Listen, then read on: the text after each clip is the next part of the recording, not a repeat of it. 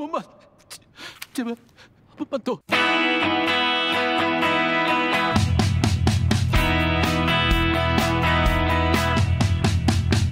Halo Movie Buff, si Kepik di sini.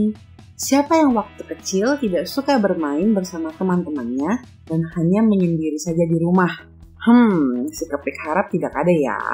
Si Kepik yakin nih, kalian waktu kecil pasti memainkan berbagai macam permainan seperti petak umpet, lompat tali, ataupun gasing bersama dengan teman-teman. Tapi, gimana ya kalau permainan-permainan tersebut bukannya membawa kesenangan, tapi malah membawa maut? Itulah premis dari film serial Netflix yang berjudul Squid Game.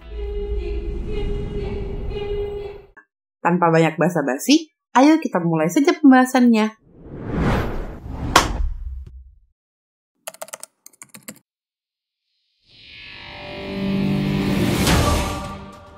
Sebuah narasi menjelaskan tata cara permainan anak-anak yang populer di Korea Selatan bernama Squid Game.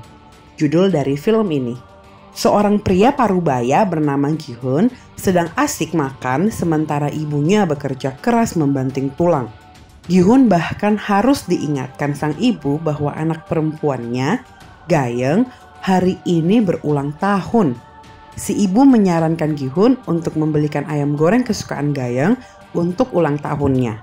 Tapi Gi-hun tidak punya uang dan malah meminta uang dari sang ibu. Pria, paruh baya, tidak ingat makanan favorit, dan bahkan ulang tahun putrinya sendiri. Dan jangankan uang untuk membeli hadiah, biaya kebutuhan hidup sehari-hari pun masih ditanggung oleh ibunya.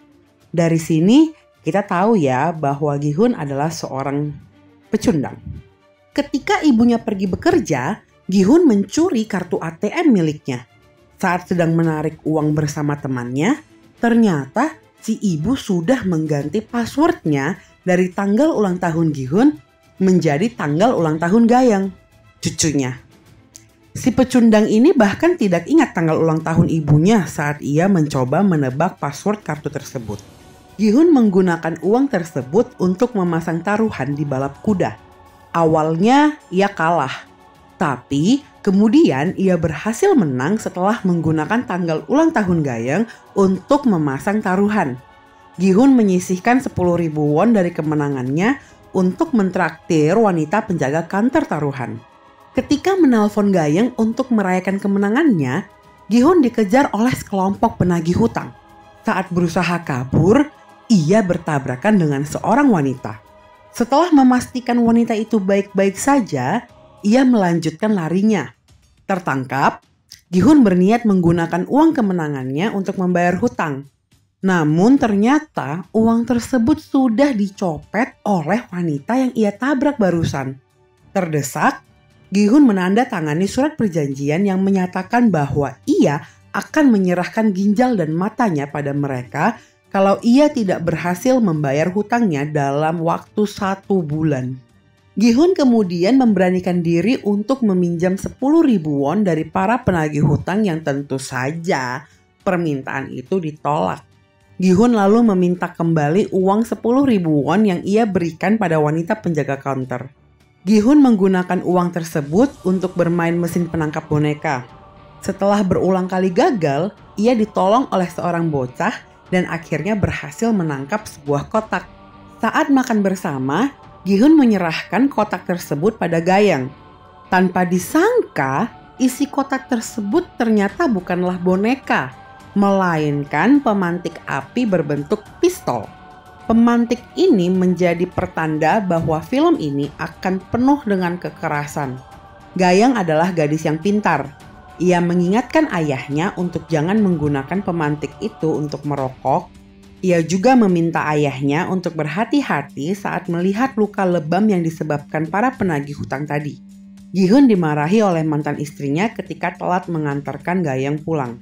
Ketika menunggu kereta pulang, Gi-hun disapa oleh seorang pria. Gi-hun mengusir pria itu karena ia mengira pria tersebut ingin mengabarkan Injil. Sang pria pun menyatakan kalau ia akan memberikan Gi-hun 100.000 won kalau Gi-hun berhasil mengalahkannya dalam permainan dakji. Sebaliknya, kalau Gi-hun kalah, si pria harus menamparnya supaya ia tidak perlu membayar jumlah tersebut. Dengan wajah yang penuh legam bekas tamparan, akhirnya Gi-hun berhasil memenangkan uang itu. Pria itu kemudian menawarkan Gi-hun untuk bermain dalam permainan lain dengan hadiah uang yang lebih besar. Gi-hun yang curiga tentu saja menolak tawaran tersebut. Tapi sang pria malah menyebutkan dengan rinci riwayat hidup Gi-hun termasuk perceraiannya dan hutangnya yang besar. Jelas bahwa si pria bukanlah orang biasa dan saat Gi-hun masih sibuk kaget, pria itu menyerahkan kartu nama dengan nomor telepon di belakangnya. Mencoba melupakan kebingungannya, Gi-hun menggunakan uang itu untuk membeli makanan enak untuk ia dan ibunya di kios langganannya di pasar. Gi-hun memamerkan uang yang baru ia menangkan, tapi sang ibu penjual malah meremehkannya. Gi-hun kemudian menanyakan kabar Sang-woo, anak si ibu penjual yang ternyata adalah teman masa kecil Gi-hun. Kontras dengan Gi-hun, Sang-woo lulus dari universitas ternama di Seoul dan memiliki karir yang prestisius. Dalam perjalanan pulang, Gi-hun menyempatkan diri untuk membagi makanan yang baru ia beli ke seekor kucing liar. Ketika makan bersama, Gi-hun dikejutkan oleh kabar dari ibunya kalau Ga-young bersama mantan istrinya akan segera pindah ke Amerika Serikat karena ayah tiri Ga-young mendapat pekerjaan di sana.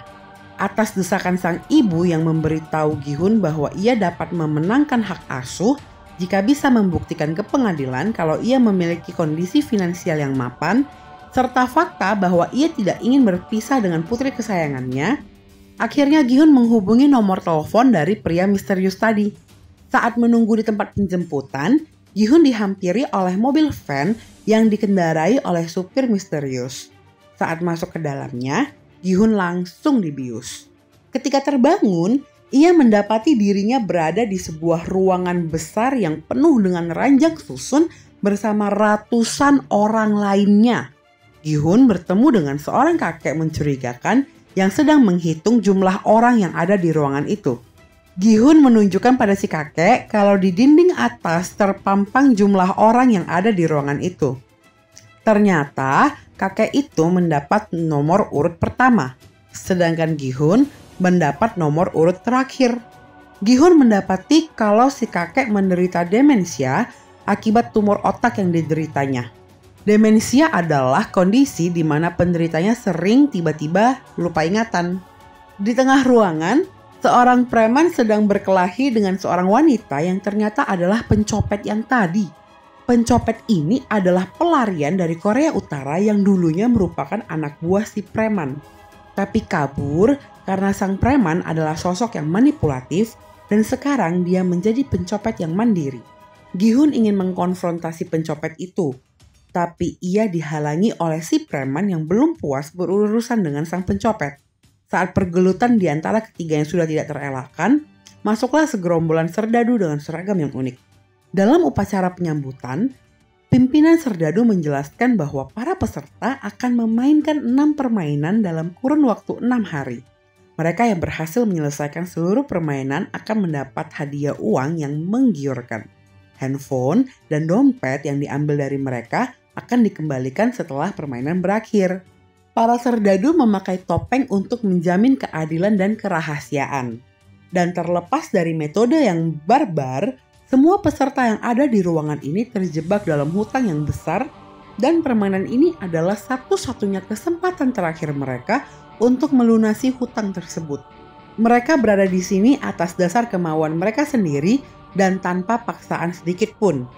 Jenis permainan tidak akan diberitahukan sebelumnya. Dan jumlah uang yang akan mereka menangkan akan diberitahukan setelah permainan pertama. Setelah sang pimpinan menjelaskan semua aturan, ia memberikan kesempatan terakhir bagi mereka yang tidak ingin berpartisipasi dalam permainan. Ternyata, semua peserta ingin melanjutkan permainan. Tapi sebelumnya mereka harus menandatangani klausul yang terdiri dari 3 hal. Pemain tidak boleh berhenti di tengah permainan, pemain yang menolak bermain akan dieliminasi, dan yang terakhir, permainan akan dihentikan atas dasar voting mayoritas. Setelah difoto dan melewati tangga yang berliku-liku, mereka sampai di lapangan terbuka yang luas. Gi-hun menyapa Sang-woo yang ternyata juga mengikuti permainan ini dan bertanya kenapa dia bisa berada di sini. Setelah mendapat otorisasi dari frontman, Squid Game resmi dimulai. Suara PA menjelaskan bahwa game pertama adalah red light, green light. Pemain boleh maju selama boneka bocil kematian menyanyikan irama yang khas. Setelah boneka berhenti bernyanyi, pemain yang masih bergerak akan dieliminasi. Pemain dianggap lolos dari game ini kalau dia berhasil mencapai garis finish dalam 5 menit. 2 bocah ingusan menjadi korban pertama dari game ini. Melihat bahwa mereka mati sungguhan, para pemain menyadari keseriusan dari permainan ini dan kepanikan pun terjadi. Akibatnya, makin banyak korban berjatuhan. Si kakek bermain dengan antusias di saat semua orang sedang ketakutan. Melihat si kakek, semua orang memberanikan diri untuk mengikuti permainan. Sang-woo yang cermat menyadari kalau boneka ini adalah sensor gerak dan dia menyarankan Gi-hun untuk bersembunyi di belakang orang lain. Hal yang sama juga disadari si pencopet yang bersembunyi di balik si preman. Si pencopet, si preman, si kakek, dan Sang-woo berhasil menyelesaikan permainan. Gi-hun nyaris terjungkal di dekat garis finish. Beruntung seorang pemain yang kuat menyelamatkannya dan mereka berdua juga berhasil menyelesaikan permainan. Setelah 5 menit, semua pemain yang belum mencapai garis finish dieliminasi.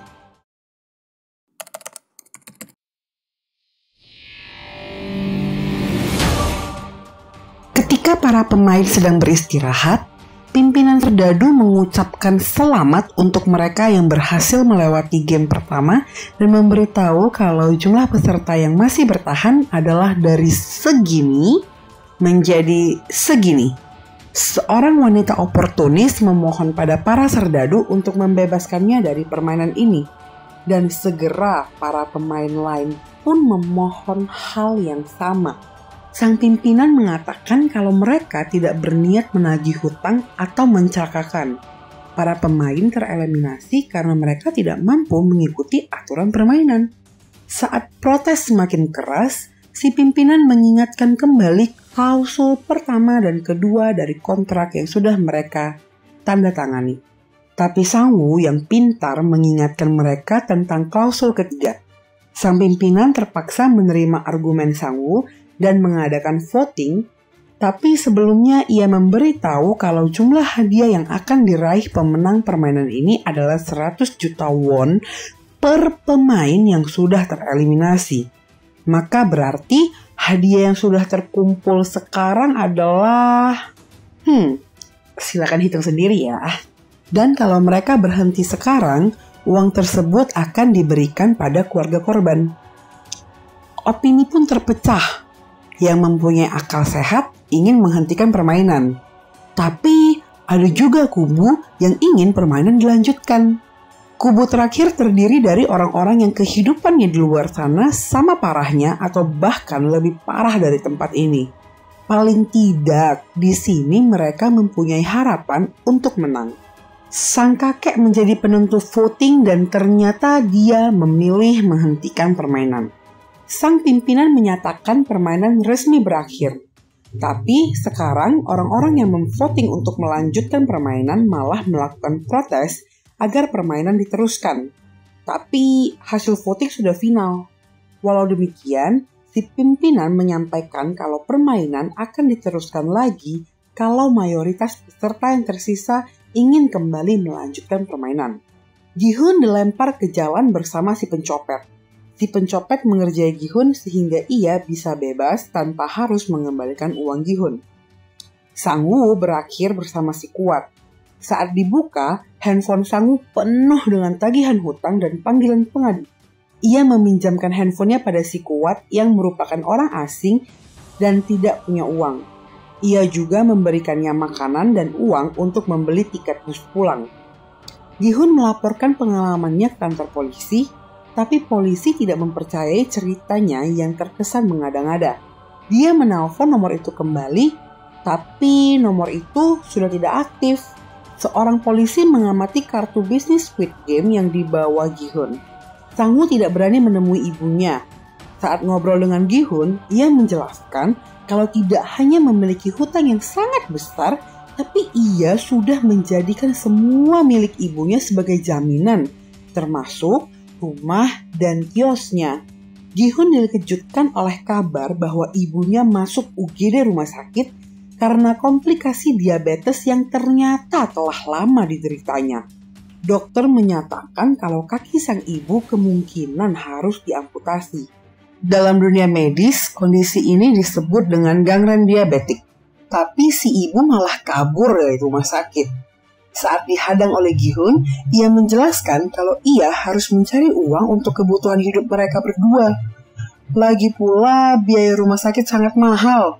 Apalagi, uang asuransi sang ibu ternyata sudah habis digunakan Gi-hun. Gi-hun bertekad bahwa ia akan membawakan uang untuk ibunya. Polisi yang tadi melihat Gi-hun di kantor polisi sedang mencari adiknya yang tengah menghilang. Di kosannya, ia melihat kartu Squid Game seperti yang tadi dibawa Gi-hun. Si pencopet menemui adiknya yang ditampung panti asuhan dan berjanji kalau ia akan mempertemukan mereka kembali dengan sang ayah dan ibu dan mereka akan tinggal bersama selamanya. Si polisi yang bernama Detektif Hwang meminta alamat Gi-hun dari rekannya.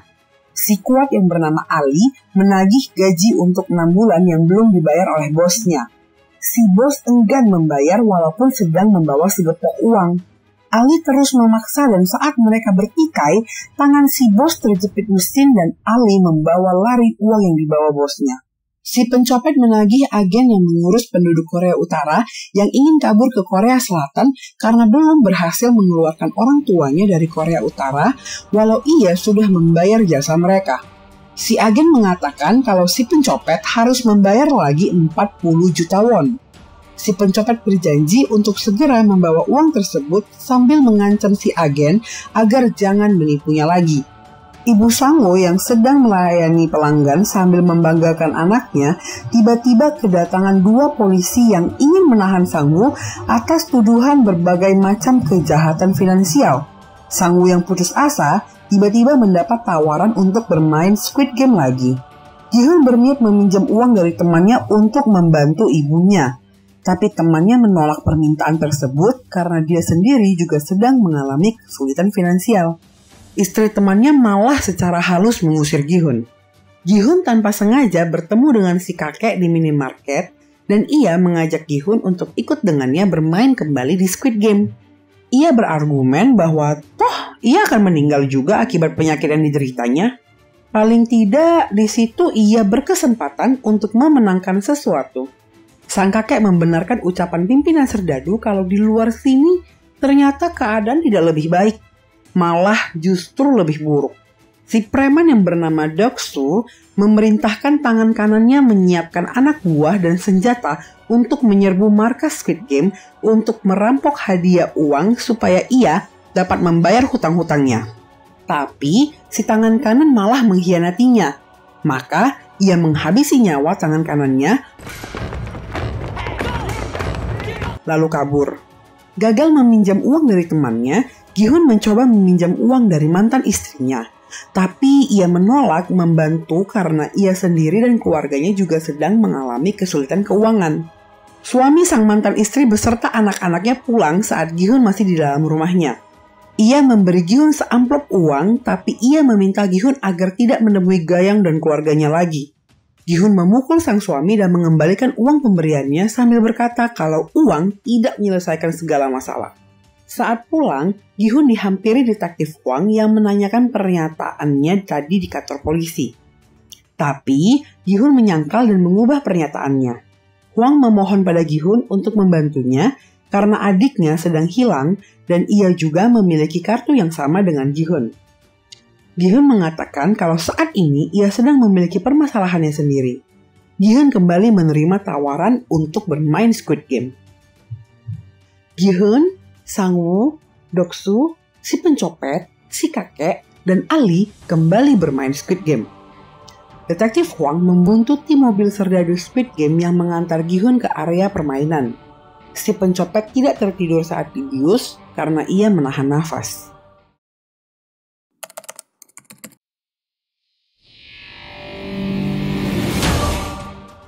Detektif Hwang mengikuti mobil pengantar Squid Game sampai ke sebuah pelabuhan. Ia menyelinap ke bawah salah satu mobil mereka. Saat sedang menginspeksi para pemain, Hwang menyerang salah satu serdadu sampai pingsan. Hwang kemudian memakai seragam serdadu tersebut, lalu ia membuang tubuh sang serdadu ke laut bersama dengan lencana kepolisiannya. Serdadu lain mencegatnya dan Hwang berdalih.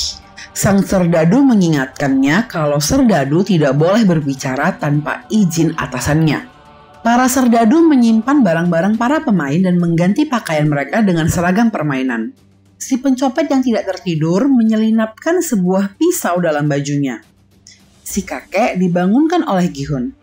Jumlah hadiah bertambah seiring jumlah pemain yang tidak kembali bermain. Gi-hun, Sang-woo, Ali, dan si kakek membentuk aliansi. Pemain lain juga melakukan hal yang sama. Deok-soo mengajak si pencopet untuk bergabung dalam timnya. Si pencopet menolaknya dan malah mempermalukan Deok-soo di depan timnya dengan menceritakan kalau Deok-soo memiliki kebiasaan mengambil uang anak buahnya untuk dirinya sendiri dan bahkan berani mencuri uang bosnya. Itulah kenapa ia berakhir di sini. Si oportunis ingin bergabung dengan tim Deok-soo, tapi Deok-soo malah melecehkannya. Saat sesi makan, makanan yang diberikan pada para pemain bentuknya menyerupai bekal anak sekolah. Para serdadu juga memasuki jam istirahat. Detektif Hwang yang canggung karena masih beradaptasi dengan lingkungan barunya dicurigai oleh serdadu lain. Si oportunis ingin ke WC, tapi dilarang oleh serdadu karena sudah di luar jam yang telah ditentukan. Ia pun mengancam akan buang air kecil di ruangan pemain dan akhirnya serdadu mengizinkannya ke WC. Si pencopet ikut bersamanya ke WC. Hwang mendapat jatah makanan tapi ia berhati-hati karena takut identitasnya ketahuan. Si oportunis ternyata ke WC untuk menghisap rokok yang disembunyikannya di itunya. Si pencopet ingin masuk ke saluran ventilasi dan melihat keadaan sekitar agar dapat mencari informasi lebih. Si oportunis membantunya. Si pencopet melihat bahwa para serdadu sedang membuat semacam kue di dapur. Hwang mencatat semua peristiwa yang dilihatnya di handphonenya. Pagi harinya, si pencopet memberitahu apa yang dilihatnya pada si oportunis. Para pemain mendapat sarapan roti dan susu sapi. Gi-hun meminta susu coklat pada serdadu karena ia tidak bisa minum susu sapi. Dalam dunia medis, kondisi ini disebut dengan intoleransi laktosa. Sang-woo mencurigai gelagat si pencopet yang tidak memakan rotinya, sehingga ia juga tidak memakan rotinya. Seorang pemain menemui kertas berisi pesan di dalam rotinya. Game kedua dimulai. Para pemain memasuki semacam arena bermain anak-anak. Mereka diharuskan memilih salah satu dari 4 bentuk yang ada. Segitiga, lingkaran, bintang, dan payung. Pemain bernomor 111 yang tadi mendapat pesan di rotinya tampak percaya diri. Sang-woo yang telah bertanya pada si pencopet tentang apa yang dilihatnya sudah memahami permainan apa yang akan dimainkan di game kedua ini. Tapi ia tidak memberitahu pada rekan setimnya, termasuk Gi-hun, teman masa kecilnya, apa yang ia ketahui. Karena ia ingin menyingkirkan kompetitor sebanyak mungkin dan hanya ia yang lolos ke game selanjutnya. Dari sini kita dapat melihat sifat psikopat dalam diri Sang-woo. Sesuai dugaan Sang-woo, para pemain harus mengekstrak dari kue dalgona bentuk sesuai dengan yang sudah mereka pilih. Tentu dia sudah memilih bentuk yang paling gampang, segitiga. Sementara rekan setimnya mendapat bentuk yang lebih susah, terutama Gi-hun yang mendapat bentuk paling susah, payung. Para pemain mulai mengerjakan tugasnya. Pemain yang gagal langsung dieksekusi. Satu persatu korban berjatuhan. Si oportunis dengan licik menggunakan lighter yang diselundupkannya. Pemain 111, si pencopet, dan Ali berhasil lolos. Detektif Hwang yang tidak memahami tugasnya ditegur oleh seorang serdadu. Pemain nomor 111 diarahkan oleh beberapa serdadu menuju ke suatu ruangan. Sang-woo berhasil lolos. Gi-hun menyadari kalau bagian belakang kue tipis dan meleleh jika terkena air.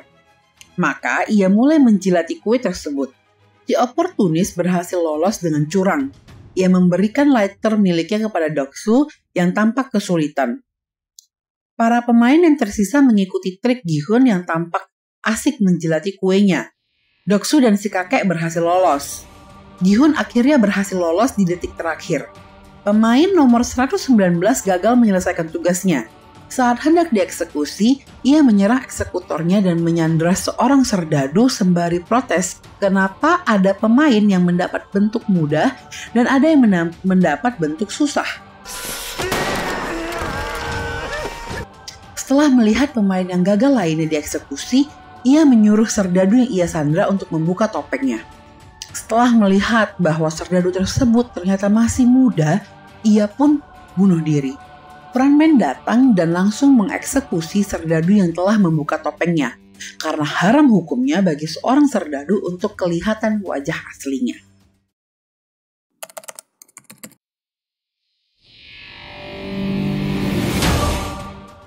Pemain 111 dipandu seorang serdadu ke sebuah ruangan, sementara serdadu lain menutupi jejak mereka di CCTV. Doksu menggoda si wanita oportunis yang telah menyelamatkannya di game kedua. Gi-hun mempertanyakan kenapa Sang-woo tidak memperingatkannya agar jangan memilih bentuk payung yang susah di game kedua. Hadiah uang bertambah seiring jumlah pemain yang tereliminasi di game kedua. Para pemain hanya diberi sebotol minuman dan sebutir telur. 5 orang pemain tidak mendapat jatah makanan dan ternyata seorang wanita mengadu kalau Doksu dan 3 orang kroconya beserta si wanita oportunis yang sekarang sudah dekat dengan Doksu mengambil jatah makanan 2 kali. Seorang peserta yang tidak mendapat makanan protes, tapi Doksu menghajarnya sampai mati. Gi-hun menuntut keadilan, tapi para serdadu tidak menggubrisnya sama sekali. Menunjukkan pada para pemain kalau ternyata pembunuhan di tempat ini adalah sebuah tindakan yang tidak akan terkena konsekuensi apapun. Detektif Hwang memakai seragam pimpinan serdadu yang terbunuh di game kedua. Pemain 111 ternyata adalah seorang dokter bedah yang mengambil organ para pemain yang telah meninggal.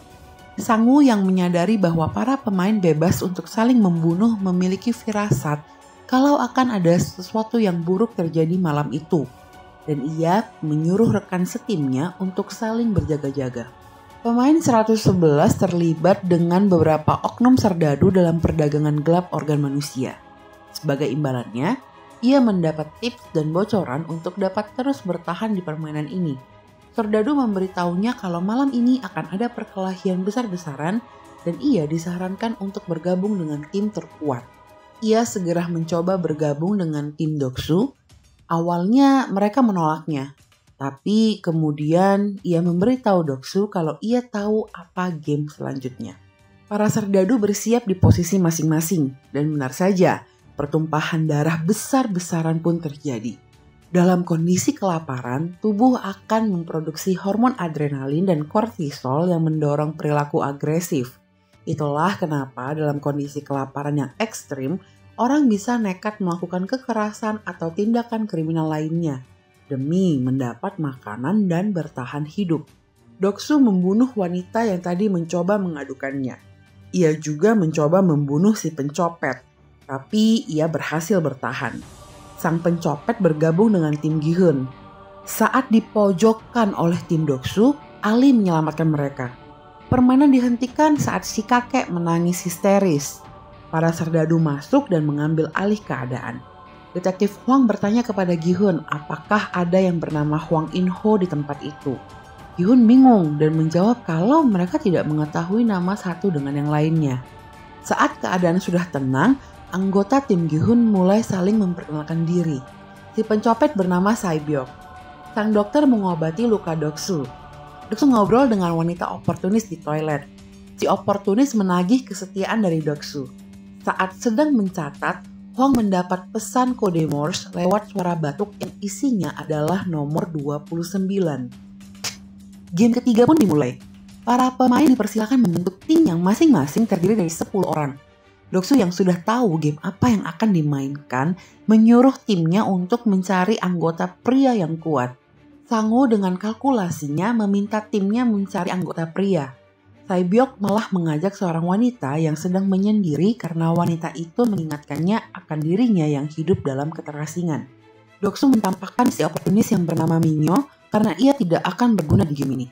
Makanya udah tahu cowok bengis kayak gini, malah lu taruh pengharapan. Aduh. Minyo pun bersumpah kalau ia akan membunuh Doksu. Tim Gi-hun masih kekurangan satu orang karena si kakek tidak berhasil mengajak siapapun. Minyo pun akhirnya bergabung dengan mereka. Game ketiga adalah tarik tambang di atas bangunan tinggi. Ternyata perkelahian semalam sengaja dipicu lewat pembatasan makanan untuk menyingkirkan orang-orang yang lemah yang hanya akan menjadi beban di game ini.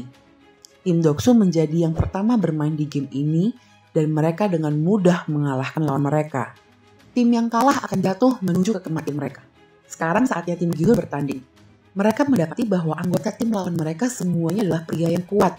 Mereka putus asa, tapi si kakek menyemangati mereka bahwa tarik tambang bukanlah semata permainan adu kekuatan, tapi juga ada taktik dan strategi.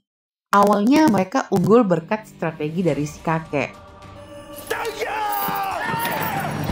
Tapi kemudian tim lawan berhasil membalikkan keadaan.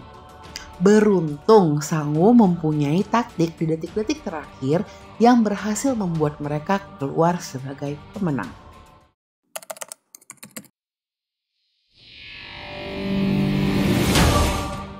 Si wanita nyentrik menegur seorang anggota timnya yang berdoa bersyukur telah berhasil melewati permainan.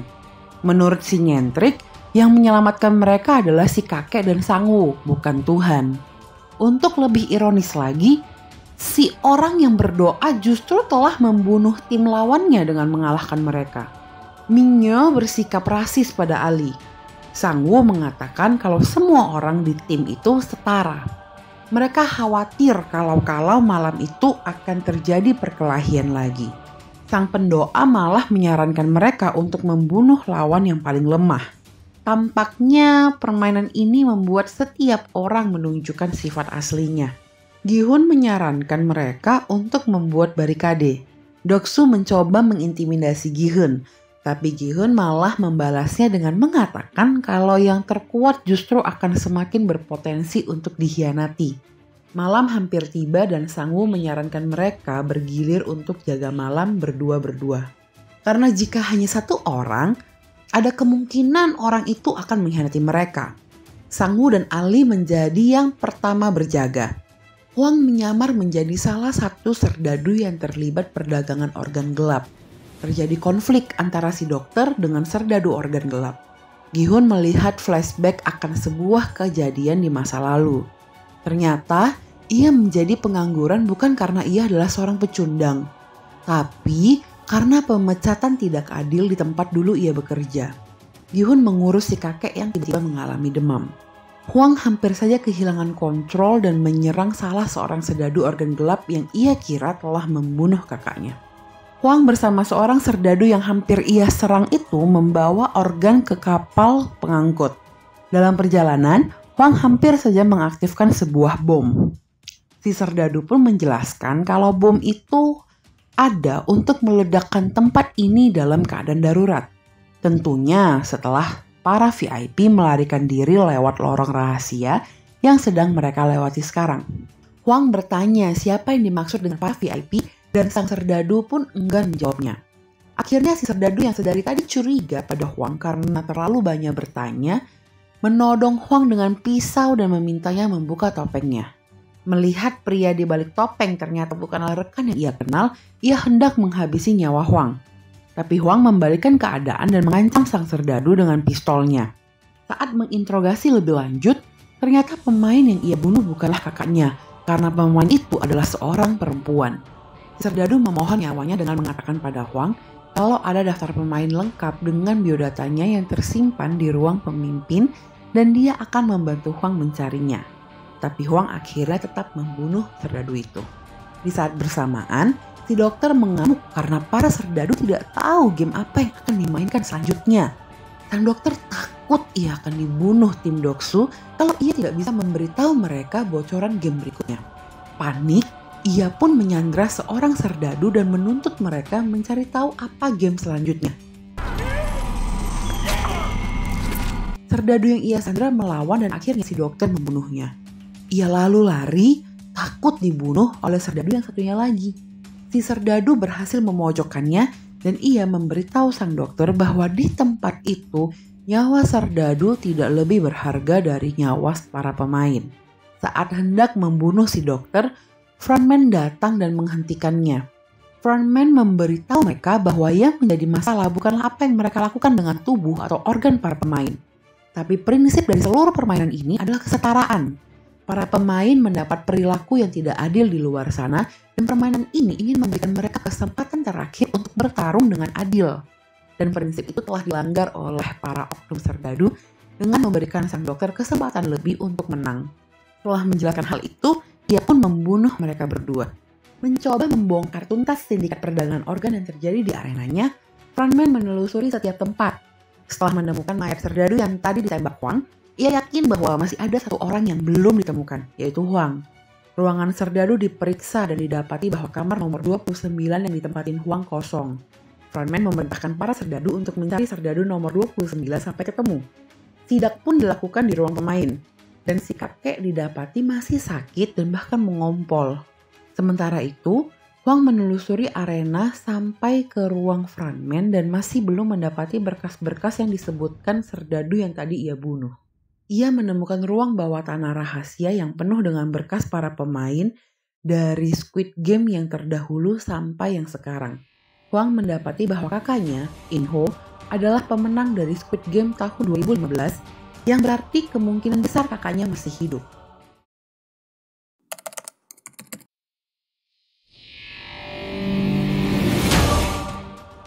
Gi-hun memberikan jaketnya pada si kakek untuk menutupi bekas ompolnya. Game keempat dimulai. Saat berjalan menuju tempat permainan, mereka melihat mayat para serdadu yang terlibat perdagangan organ gelap, termasuk si dokter, tergantung di atas. Hal itu sengaja dilakukan sebagai peringatan dan sekaligus pengingat kalau kesetaraan sangat dijunjung tinggi di arena ini. Dan para serdadu menjamin kalau idealisme itu akan dijaga setegas mungkin. Huang yang masih bersembunyi di ruangan frontman menguping pembicaraannya di telepon. Suara PA memerintahkan para pemain untuk membentuk tim yang terdiri dari 2 orang. Otomatis, para pemain mencari orang terpintar atau terkuat untuk dijadikan pasangan mainnya. Sementara wanita dan orang tua akan sulit mendapat pasangan main. Saat Gi-hun hendak mengajak Sang-woo, ternyata Sang-woo sudah lebih dulu mengajak Ali untuk menjadi pasangannya. Menunjukkan kalau Sang-woo pun jauh lebih mementingkan kemenangan daripada persahabatan. Sang kakek mengembalikan jaket Gi-hun. Banyak yang meminta Gi-hun menjadi pasangannya, tapi ia akhirnya memilih untuk bermain bersama si kakek walau tidak akan memberinya keuntungan apa-apa. Semata-mata karena kasihan melihat tidak ada yang mau berpasangan dengan si kakek. Secara tidak mengejutkan, ternyata tidak ada yang mau berpasangan dengan Minyo. Permainan kali ini ternyata adalah kelereng. Setiap pemain mendapat 1 kantong berisi 10 kelereng dan mereka menang kalau berhasil menghabiskan seluruh kelereng musuhnya. Tipe dan aturan permainan kelereng bebas ditentukan oleh setiap tim. Yang mengejutkan, yang menjadi musuh tiap pemain bukanlah pemain dari tim lain, melainkan justru pasangan mereka sendiri. Artinya, yang bisa hidup dari permainan ini hanya salah satu dari mereka berdua. Ali enggan bermain, tapi Sang-woo mendesaknya untuk lekas memainkan permainan ini. Anak buah Doksu menunjukkan muka aslinya ketika bermain melawan Doksu dan tidak menghormatinya lagi. Si kakek tiba-tiba demensianya kumat dan menolak bermain. Si cewek nyentrik yang bermain bersama Sae-byok mengajaknya untuk bermain 1 putaran. Yang berarti mereka cukup memainkan permainan sekali untuk menentukan siapa pemenangnya. Karena mereka masih memiliki banyak waktu, si nyentrik mengajak Sae-byok yang dingin untuk berkenalan lebih dekat. Doksu yang terdesak menuntut haknya untuk mengganti jenis permainan sesuai keinginan dia, dan sang serdadu mengizinkannya. Sang-woo yang terdesak dan sekarang kelerengnya hanya tinggal 1, emosi dan menuduh Ali yang baru pertama kali bermain kelereng curang. Sae-byok bercerita pada si nyentrik kalau keluarganya berusaha kabur dari Korea Utara. Tapi hanya ia dan adiknya yang sekarang tinggal di panti asuhan yang berhasil. Ayahnya tewas tertembak, sementara ibunya ditangkap di Cina dan dipulangkan lagi ke Korea Utara. Gi-hun bernasib sama seperti Sang-woo dan terdesak oleh si kakek yang pikun. Dan sekarang kelerengnya hanya tinggal 1. Si nyentrik mulai dekat dengan Sae-byeok dan ia berjanji akan mengajak Sae-byeok bersenang-senang setelah keluar dari tempat ini. Namun sesaat kemudian ia segera menyadari bahwa mereka berdua tidak akan bisa keluar hidup-hidup bersama. Sang-woo yang ngamuk tiba-tiba memohon pada Ali yang di atas angin agar jangan membiarkannya mati dan mau mengikuti rencananya supaya mereka berdua bisa sama-sama lolos dari game ini. Menurut Kubler-Ross, ada 5 tahap kedukaan. Dan saat ini, Sang-woo beralih dari tahap marah menuju tahap menawar. Ternyata, kehidupan si nyentrik tidak kalah suram dengan kehidupan Sae-byeok yang tinggal di Korea Utara. Ayah si nyentrik yang merupakan seorang pendeta sering memukuli ibunya dan memperkosa dirinya. Itulah kenapa si nyentrik sangat benci dengan orang yang religius. Suatu hari, ayah si nyentrik membunuh ibunya dan ia balas membunuh sang ayah. Satu persatu korban berjatuhan. Doksu yang terdesak berhasil mengembalikan keadaan dan akhirnya ia berhasil menang dan anak buahnya pun terbunuh. Gi-hun yang hampir kalah dengan berat hati memanfaatkan kepikunan si kakek dan berhasil membalikan keadaan. Saat ia mengira kalau ia sudah menang, ternyata si kakek masih mempunyai satu kelereng terakhir. Saat hendak bermain lagi, si kakek sudah menghilang entah kemana. Dan Gi-hun dengan panik mencarinya. Sang-woo dengan licik memanfaatkan kenaifan Ali dan berhasil memenangkan permainan. Ali pun terbunuh. Si nyentrik yang bernama Ji-young mengorbankan dirinya agar Sae-byeok bisa memenangkan Squid Game ini. Menurutnya, Sae-byeok mempunyai alasan untuk terus hidup, yaitu demi ibu dan adiknya. Sementara dirinya sudah tidak punya alasan hidup. Menurut si Kepik, ini adalah adegan yang paling menyayat hati di dalam seri ini. Adegan ini mengajarkan bahwa seburuk atau seterpuruk apapun keadaan kita, selama masih mempunyai keluarga atau orang terdekat yang peduli dengan kita, maka mereka sudah cukup untuk menjadi alasan kita untuk terus hidup dan berjuang. Si kakek dengan tulus hati memberikan kelereng terakhirnya pada Gi-hun karena ia sudah menganggap Gi-hun sebagai Ganbu, sahabat sejatinya. Sebelum ditembak, ia memberitahu Gi-hun kalau namanya adalah Il-nam.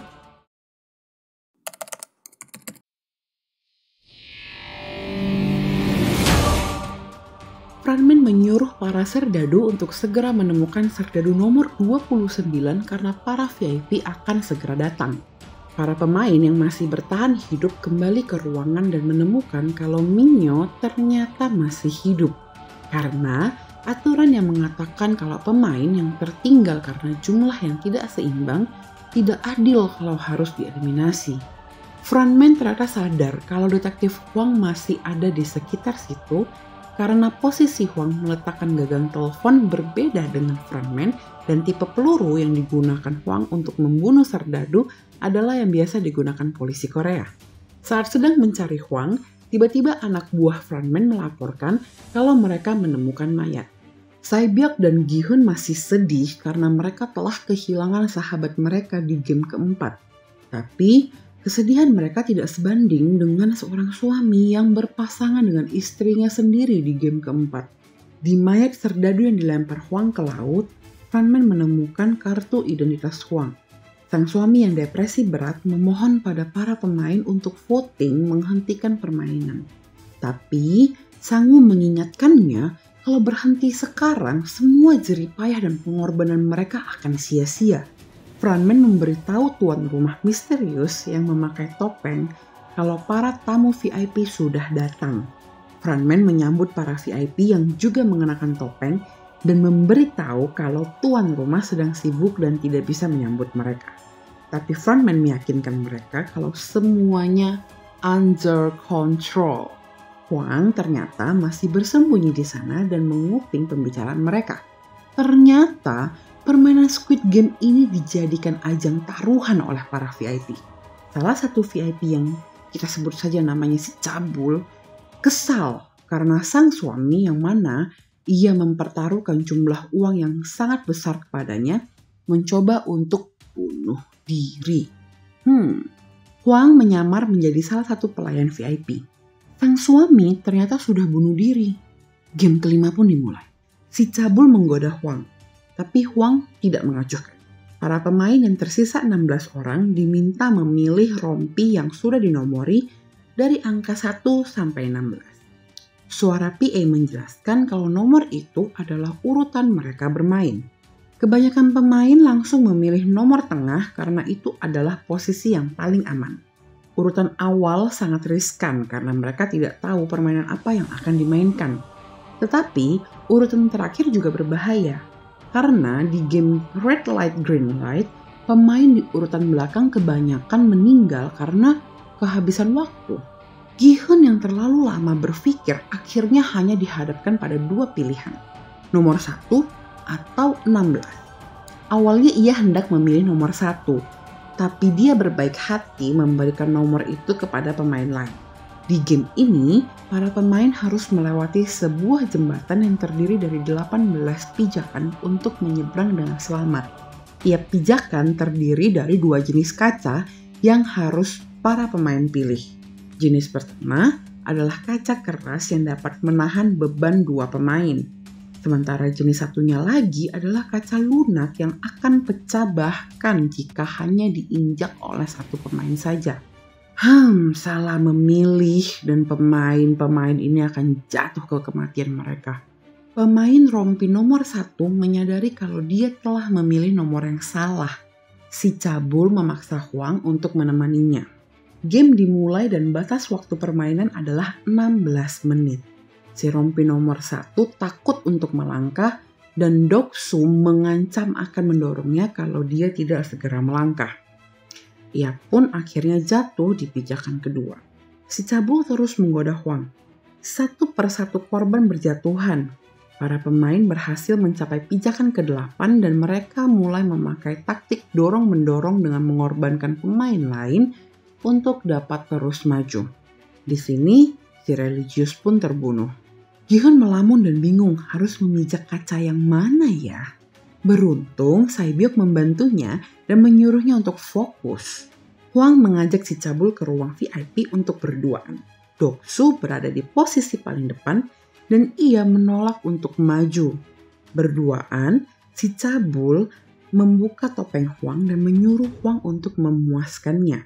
Hwang pun menodong si cabul dengan pistol dan menyuruhnya memberitahu semua yang ia ketahui tentang Squid Game. Minyo mendorong pemain di depannya dan sekarang ia berada tepat di belakang Doksu. Minyo pun akhirnya membunuh dirinya sendiri bersama dengan Doksu dan ia berhasil membalas dendamnya pada Doksu yang telah mengkhianatinya. Sekarang hanya tersisa Sang-woo, Sae-byok, Gi-hun dan seorang pemain yang ternyata adalah ahli pembuat kaca.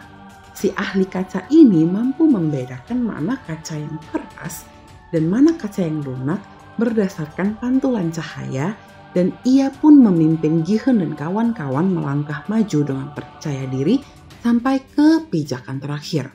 Frontman menyadari hal itu dan dia mematikan beberapa lampu sehingga si ahli kaca tidak bisa melihat pantulan cahaya lagi.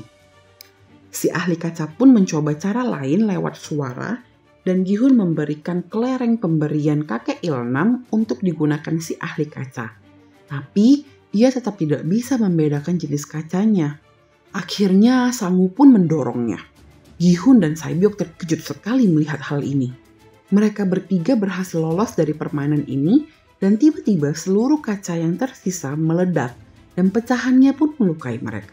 Sementara itu, frontman yang melihat kalau si cabul belum kembali ke tempat duduknya menyuruh seorang serdadu untuk memeriksanya. Dan ia menemukan si cabul pingsan di ruang VIP.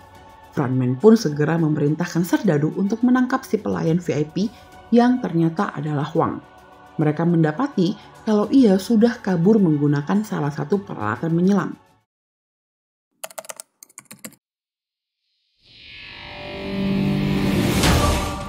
Detektif Hwang akhirnya berhasil kabur ke sebuah pulau. Dia mencari tempat yang tinggi untuk mendapatkan sinyal telepon. Gi-hun menegur Sang-woo yang dengan dingin membunuh si ahli kaca. Sang-woo pun membalas dengan mengatakan kalau Gi-hun itu munafik. Mengingat inti dari keseluruhan permainan ini adalah tentang bunuh-membunuh. Perdebatan mereka semakin memanas dan personal. Sang-woo mengatai Gi-hun bodoh dan lamban. Gi-hun membalas dengan mengatakan bahwa ia memang pecundang.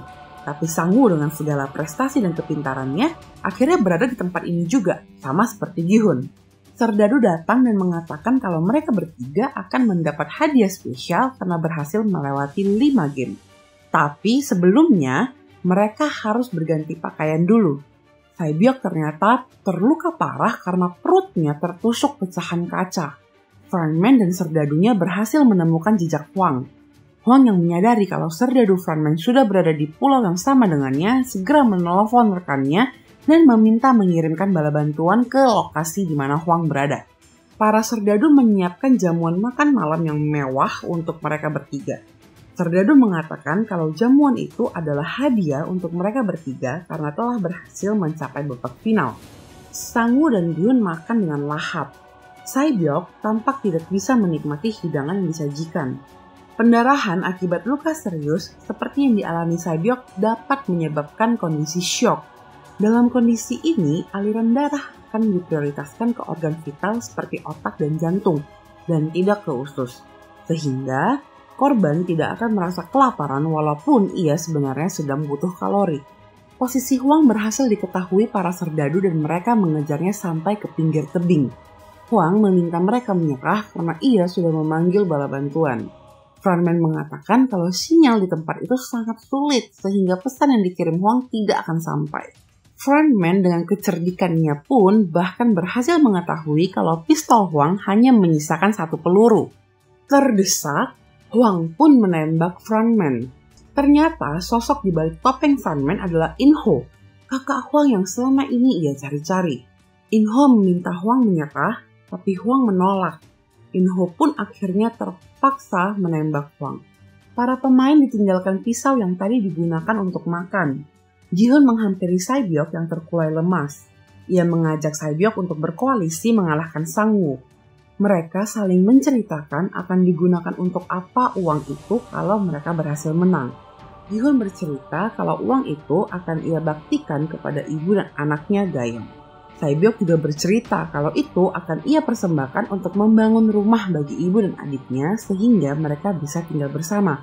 Akhirnya mereka saling berjanji bahwa siapapun di antara mereka berdua yang berhasil keluar dari tempat ini hidup-hidup akan menjaga keluarga dari mereka yang tidak berhasil lolos.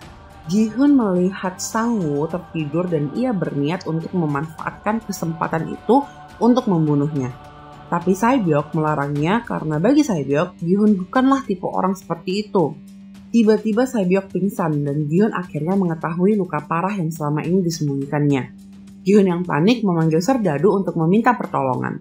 Saat pintu dibuka, para serdadu malah membawa peti mati. Dan ketika Gi-hun melihat ke arah Sae-byok, ternyata dia sudah tewas dibunuh oleh Sang-woo. Dan kebencian Gi-hun pun pada Sang-woo lengkap sudah. In-ho mengeluarkan dari bahunya peluru yang tadi ditembakkan Hwang dan ternyata ia dihantui oleh rasa bersalah karena telah membunuh adiknya.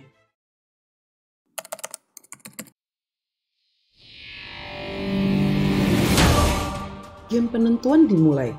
Gi-hun berhadapan dengan Sang-woo, teman masa kecil yang sekarang telah berubah menjadi musuh bebuyutannya dalam permainan Squid Game ini. Gi-hun memilih posisi penyerang, sementara Sang-woo bertahan. Sebagai penyerang, Gi-hun harus mencapai area kepala sambil menghindari jagalan Sang-woo. Sang-woo mengatakan kalau ia membunuh Sae-byok karena ia takut Gi-hun dan Sae-byok akan menggunakan aturan voting mayoritas untuk menghentikan permainan. Gi-hun bersumpah kalau Sang-woo tidak akan bisa memenangkan uang itu. Mereka pun bertarung dengan brutal. Gi-hun melukai wajah Sang-woo. Sang-woo berhasil membalas dengan menusukkan pisau beberapa kali ke tubuh Gi-hun. Gi-hun menggigit kaki Sang-woo dan akhirnya berhasil membalikkan keadaan. Saat hendak membalaskan dendamnya, ia memilih untuk mengampuni Sang-woo. Gi-hun hendak berjalan ke area kepala.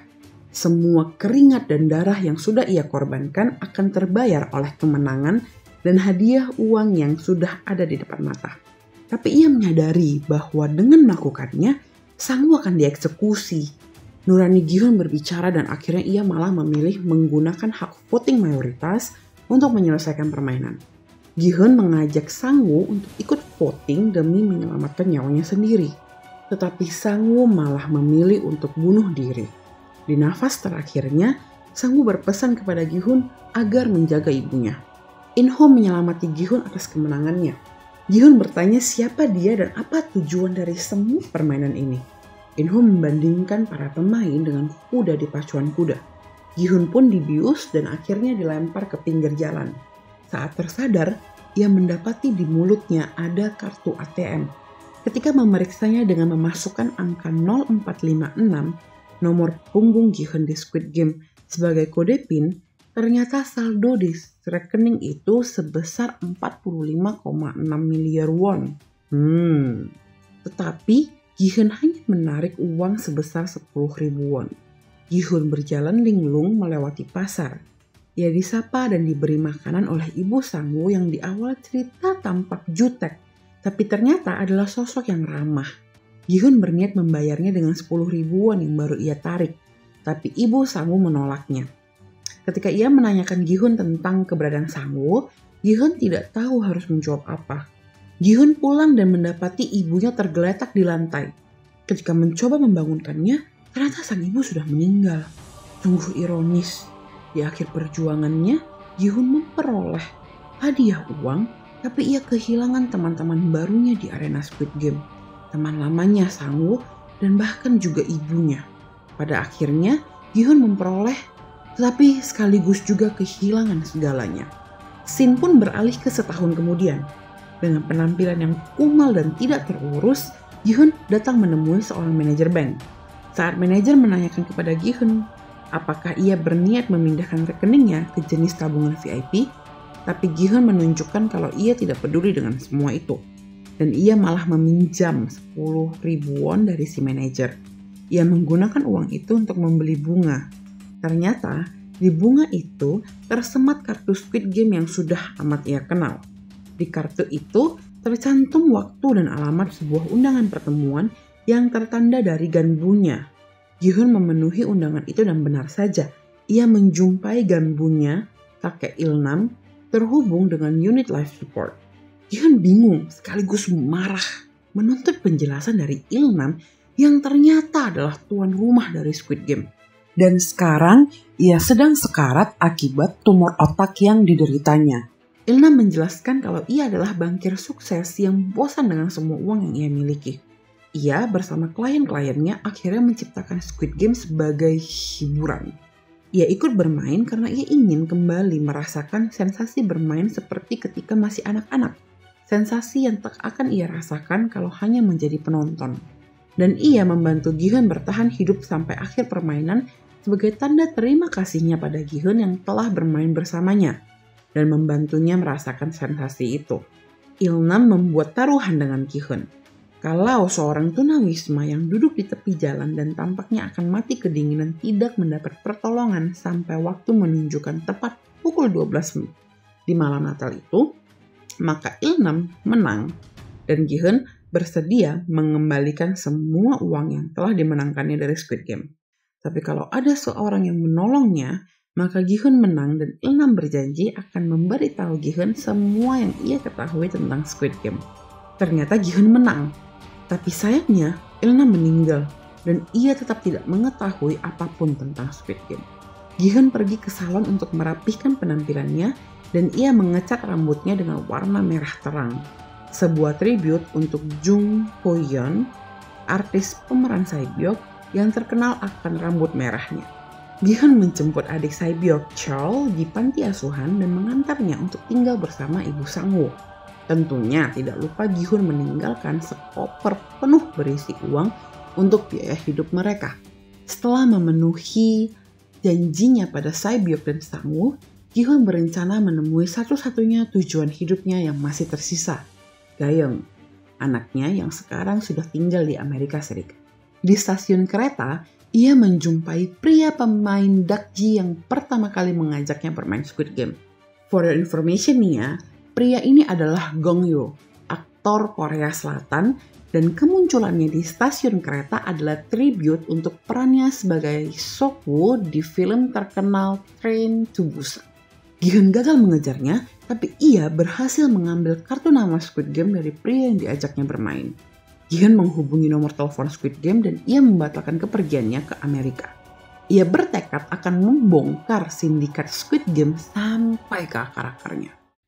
Filmnya dark, tapi mendalamnya guys. Menurut si Kepi, film Squid Game ini mengisahkan tentang sisi gelap dari kapitalisme. Uang adalah motif utama yang mendorong plot cerita film ini. Bahkan Squid Game diciptakan oleh sekelompok bankir. Mereka yang tidak punya uang berada di bawah genggaman orang-orang yang mempunyai uang, tidak lebih seperti kuda di pacuan kuda. Tapi kita dapat memilih untuk menjadikan uang sebagai alat untuk membantu orang lain. Seperti Gi-hun contohnya. Nah, kalau kalian gimana nih? Kalian ingin menjadi seperti Gi-hun atau Sang-woo yang rela melakukan segala cara demi mencapai tujuannya? Silahkan komen di bawah ya. Oke, sekian dulu video kali ini. Jangan lupa subscribe dan tekan lonceng notifikasi biar kalian gak ketinggalan video-video baru dari si Kepik. So, sampai jumpa lagi di film berikutnya. Bye!